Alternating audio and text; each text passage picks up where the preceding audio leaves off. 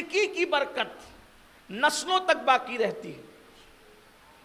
نیکی اگر ہم جو رات دن محنت کر کے دولت کماتے ہیں صرف اسی لیے کماتے ہیں. میں کہتا ہوں 90% لوگ جو دولت کماتے ہیں رات دن دوڑ دھوپ کر کے دولت جماتے ہیں, خود چپل نہیں خریدتے, پھٹی ہوئی چپل پہ گزارا کرتے ہیں, خود کپڑے جلدی نہیں سلاتے, جونے پرانے کپڑوں پہ گزارا کرتے ہیں. ایک ہی لالچ ہے, میرے بچوں کا مستقبل اچھا رہے, میرے بچے سکون سے رہے, دولت جمع کر رہا ہوں میرے بچوں کی زندگی عیش اور آرام میں گزرے.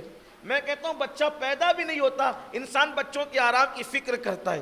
آپ سے کہنا چاہتا ہوں دولت جتنی بھی جمع کر لو, کوئی ضروری نہیں کہ آپ کے بچے سکون سے رہیں, لیکن اگر آپ نیکی کرو گے تو نیکی کی برکت آپ کی اولاد کو ملتی رہے. بلکہ اگر 10 پشتیں بھی گزر جاتی ہے تو نیکی کی برکت مل کے رہتی ہے. 10 پشتوں تک نیکی کی برکت رہتی, 11 پشتوں تک نیکی کی برکت رہتی ہے, 17 پشتوں تک نیکی کی برکت رہتی ہے. بلکہ آپ کو بتاؤں پوری دنیا میں سب سے زیادہ اگر ولی پیدا ہوتے ہیں تو خاندان سادات میں پیدا ہوتے ہیں. اس کی وجہ کیا ہے؟ سیدہ فاطمہ نے اتنا تقوی اختیار کیا کہ قیامت تک ان کے تقوی کی برکت ان کی اولاد کو مل رہی. یہ نیکی کی برکت. بلکہ قرآن مقدس میں ایک واقعہ آیا ہے کہ حضرت موسیٰ خضر علیہ السلام کا واقعہ بڑا مشہور ہے کہ جب دونوں ایک شہر میں پہنچے تو وہاں دیوار گر رہی تھی, اور گرتی ہوئی دیوار کو دونوں نے مل کے تعمیر کیا. حضرت خضر علیہ السلام نے اس کا پیسہ نہیں لیا, اجرت نہیں لی. تو موسیٰ علیہ السلام نے کہا کہ آپ نے اجرت نہیں لی ان سے, حالانکہ یہ شہر والے تو جفاکار ہیں. تو فرمایا کہ ان کا باپ جو تھا وہ نیک تھا. تفسیر میں آتا ہے کہ یہ حقیقی باپ نیک نہیں تھا, بلکہ اس کا باپ, اس کا باپ, اس کا باپ, اس کا باپ, اوپر 10 پشتوں میں جو باپ آتا تھا وہ نیک تھا. اس کی نیکی کی برکت ان یتیم بچوں کو ملی. اس لیے نیکی چھوڑو مت.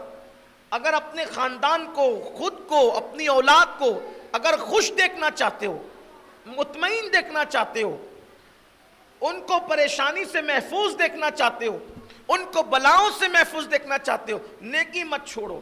بلکہ کسی نیکی کو چھوٹی سمجھ کر کبھی چھوڑنا مت, اس لیے کہ ہو سکتا ہے وہی نیکی اللہ کی بارگاہ میں ہمارے لیے نجات کا ذریعہ بن جائے, نجات کا سامان بن جائے. کہتے ہیں قطرے قطرے سے دریا بنتا ہے. ہو سکتا ہے کوئی چھوٹی سی نیکی. مثال کے طور پر ایک شخص کو اللہ کے رسول علیہ السلام نے جنت میں دیکھا, وہ کروٹیں لے رہا ہے, جنت میں کروٹ بدل رہا ہے. یہ جو کروٹ بدلنا کہتے ہیں نا, اس کو کہتے ہیں مستی, مستیاں لوٹنا. بستر پہ کروٹیں آدمی مستی میں بدلتا ہے. یعنی وہ جنت میں اتنا مست تھا کہ وہ جنت میں کروٹیں بدل رہا تھا. ہم لوگ بھی دعا کرتے ہیں نا کہ اللہ کروٹ کروٹ جنت نصیب فرمائے, کروٹ کروٹ رحمتیں نصیب فرمائے, کروٹ کروٹ بہاریں. یہ دعا کا اسلوب یہی ہے کہ آدمی کروٹیں اس وقت بدلتا ہے جب وہ مستی میں ہوتا ہے. تو جنت میں مستیاں لے رہا تھا, اور جنت میں مستیاں نہیں ہوگی تو پھر مستیاں ہوگی کہاں؟ اس لیے کہ یار کا دیدار ہی جنت میں ہونا ہے, اور جہاں یار ہوتا ہے تو پھر وہاں مستیاں نہیں ہوگی تو کیا ہوگا؟ جب آنکھیں مست مست ہوگی تو مستیاں بھی تو ہوگی. جب پیمانے چھلکتے ہیں اور جام پیے جاتے ہیں تو آدمی پر مستی کا خمار چڑھتا ہے. تو جب ہاتھوں کے جاموں میں اتنی مستیاں ہیں تو نگاہوں کے جام میں مستیوں کا عالم کیا ہو. جنت بہت خوبصورت ہے, اور بلکہ جنت سے ہم پیار اس لیے کرتے ہیں کہ جنت میں یار کا دیدار ہونا ہے.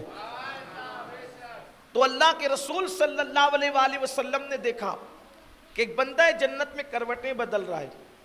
آقا علیہ السلام نے پوچھا کہ تجھے جنت ملی کیسے, تو جنت میں آیا کیسے؟ اس نے کہا کہ راستے میں ایک درخت تھا, کانٹے کا درخت, جو لوگوں کو تکلیف پہنچاتا تھا.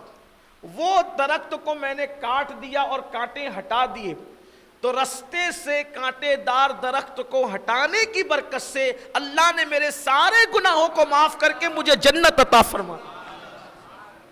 نیکی کبھی چھوٹی سمجھ کر مت چھوڑو, ہر نیکی کرو.